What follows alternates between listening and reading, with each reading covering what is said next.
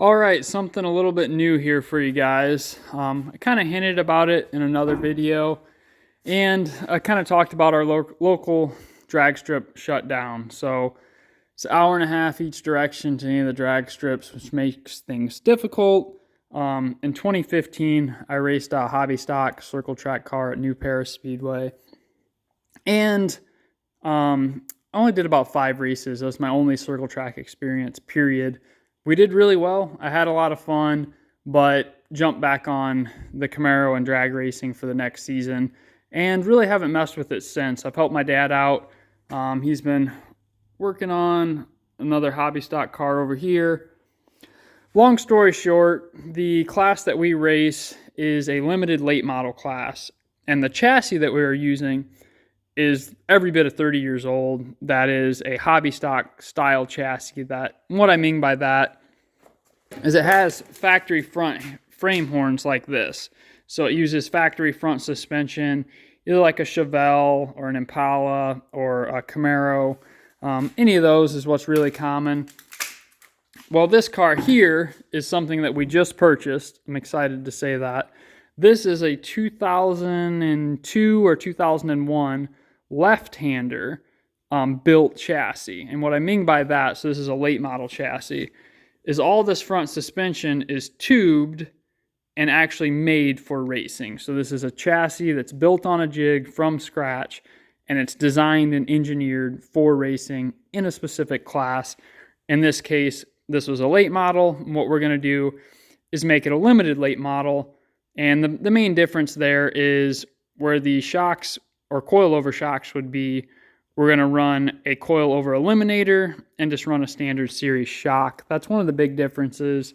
Rim size, weight, and a few other things. But just wanted to show you guys this car. This is going to be something I'm going to be working on. And I don't know how much racing we'll do with it this year. We're mainly just going to try to get it together and test it this year to set ourselves up for next year. But a lot of new things here. This has got an Appleton power steering rack instead of traditional gearbox like the other cars would have. So our limited late model currently has this style suspension where you have the drag link and the center link and the gearbox. Well, we get a lot more simple with this. We've just got a power steering rack. I don't want to overload you guys with too many details tonight, but really just excited to say that we got this car. And it may look a little rough, but it's super exciting to me because this is the bones of what we need. We're going to clean it up and paint it up a little bit.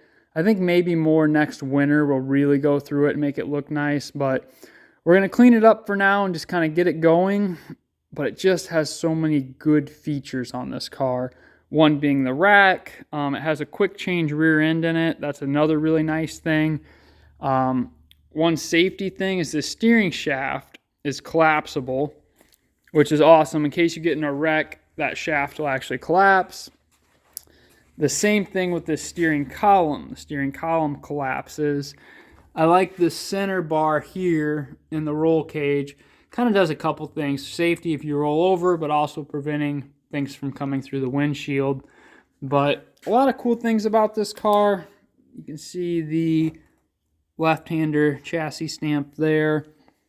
It really just needs cleaned up really well. The body's really loose on it. But another really cool thing is, say we wreck this car. This front end gets all wiped out. You actually cut the car about right there. And Lefthander sells you this whole front clip. So you just buy a new front clip, put it on a jig table, weld it back on. The exact same thing with the rear of the car. So there's a lot of cool features about this car. The brakes on this thing are way better than anything we've ever had. So it's 4-piston calipers, and they're Willwood Super Light something. I can't remember if they're like Super Light 2s. But this is actually all the original brake stuff that would have came on this car. It's a really straight car. It doesn't look like it was ever really bent up or wrecked. I don't see any evidence of it ever being reclipped, which is all really good things. The only damage that it has is right here on this tube. It got hit. So what we'll do is cut that right there, cut it again right there, and just weld in a new tube. A little bit of a unique thing on this car as well is the fuel cell is actually cut around the quick change rear end. And this was actually an option. You could order this fuel cell. It's not actually hacked on or anything like that. And what that does is allow you to move your weight more towards the center of the car, so it's not hanging out back here. It's just another way, a little bit of an advantage. In another video, I'll go over this quick change rear end. I've actually got it apart right now. There was a broken bolt in it, and I got that broken bolt out tonight, so we'll go through a few things there. Just really excited to say we got this thing. It's got this panhard adjusting rod right here. And it's got kind of a knob on it right here, and I can physically turn this by hand. And what that does, if you look down, it's going to be difficult to see. Let me see if I can change my angle here. So if you look at that clamp in front of you, that goes to our panhard bar that runs across over to our rear axle. By turning that knob up there, that raises and lowers that clamp on that tube. So what that allows us to do is just make quick rear panhard adjustments, really quick, really easy. What you can also do is we'll drill a hole right here. You can drop a 1/2 inch extension and put a ratchet on it and be able to adjust it with a ratchet. But it turns easy enough that you can just grab it by hand. That is awesome. It's got the on-off switch in the middle, got a cup holder in there, billet mount for our steering wheel and billet mount for the helmet. Lots of little cool things on this, but it's going to be a lot of work, a lot of cleaning up, just going through this thing, nutting and bolting everything, so just checking everything, make sure everything's tight. Like I talked about, getting it switched over to a 5-inch spring and getting the engine in it, the transmission in it. So what the plan's going to be is pull our engine and transmission out of the current limited late model, just sell that chassis. It's been good to us. It's the first one we've ever had. We've had that thing for 6 years and raced 6 seasons with it, the one that I did and the 5 that my dad has. So we'll let that thing go down the road, and we're going to put all of our energy into this. So I think this is going to be what I'm working on for a little while here. I was mocking up the front sway bar tonight. It actually had the spline style sway bar on it before. This is a 70 to 81 Camaro 1 1/8 bar, and it does line up. It will all work. We had these components here to make that work. So I'm excited. I'm really excited. We got a really good deal on this car. It's something that I could tell it was scaring a lot of other people off because the amount of work that it needs. But man, the bones of this thing are really good. So it's going to need a lot of work, and it's going to be a lot of work. But what you have at the bones of this is really good. So I'm excited. Hopefully we can be a bit more competitive with this. That's the whole goal here, is hopefully we get it out this year, get it kind of somewhat sorted out, and that'll set us up for next year to really go at it and be competitive. But I can see this going really good. The other nice thing is, say the worst case happens and you total these things, which absolutely happens. We don't have a ton of money in this thing. We got a really good deal on this. So it's like, man, it's going to be a lot of work, but at the end of the day, the more money I spend on, say I spent $10,000 on a chassis, which you can do in a blink of an eye, man, if you wreck that thing, you're going to be really upset. And also, when you're driving, you're kind of worried about that at times, and that can absolutely affect you and make you drive a little worse because you're so nervous. So we're in this thing right. It's something we absolutely do not want to wreck, but if the worst case happens, it's not a end of the world scenario. We're in this thing cheap. So I'm really excited. I'll go over it in some other videos. I just want to introduce the car to you guys on the channel. And I'm going to be putting some energy on this. And one other thing that really made this deal really good is the engine that's in our limited late model really needs a new set of cylinder heads.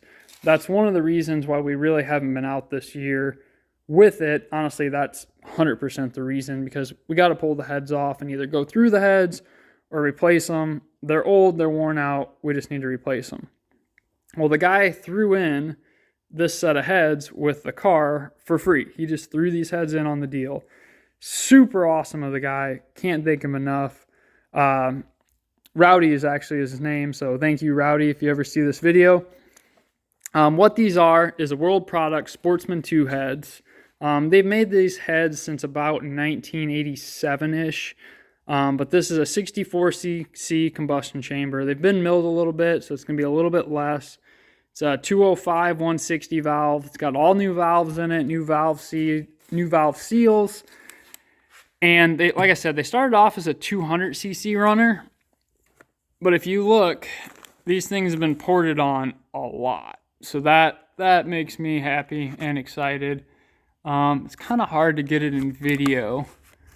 Let's see if I can. So if you look right there, you'll see a hole. And that's from raising the roof of that runner into this hole. Not an issue at all. You put a little bit of sealer on the valve cover bolt when you put it in. But that just shows me how much they've done. And if you look even further, you'll see, actually let me shine this way. You'll see where the light's coming in. That's through the rocker arm studs. So again, that just shows you how much they open these things up. So they definitely did what looks like a really good job on these things.